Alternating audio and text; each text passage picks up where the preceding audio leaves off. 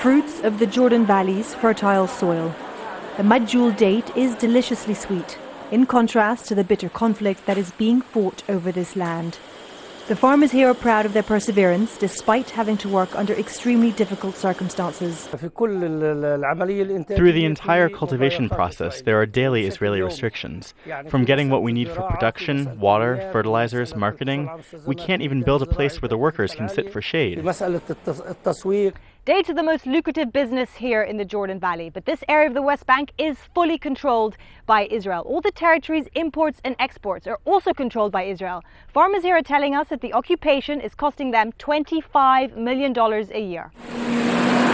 All goods coming in and out of the West Bank have to pass through Israeli checkpoints and ports.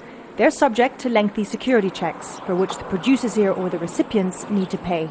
A recent study found that the Israeli occupation costs the Palestinian economy almost $7 billion every year. That translates to 85% of its GDP. Part of the reason is the loss of natural resources to Israel, like land, water and mining.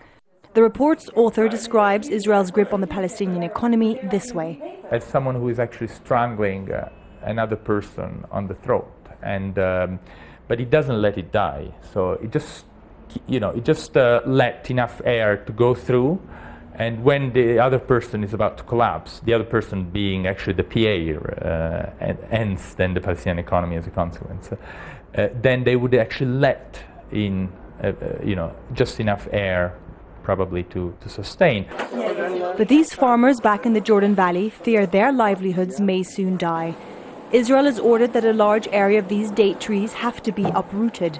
It says they were planted illegally on land whose ownership still hasn't been established. It's just not right. I belong here. 100 meters down the road, settlers get all the services and facilities. Well, they're trying to make us leave. But the land means everything to us. It belongs to our grandfathers. If you saw settlers in it, how would you feel? He says he is determined to fight with everything he's got to keep these trees bearing fruit. But he knows that if Israel decides enough is enough, he and his colleagues will be powerless to stop it. Steffanie Dekker, Al Jazeera in the Jordan Valley.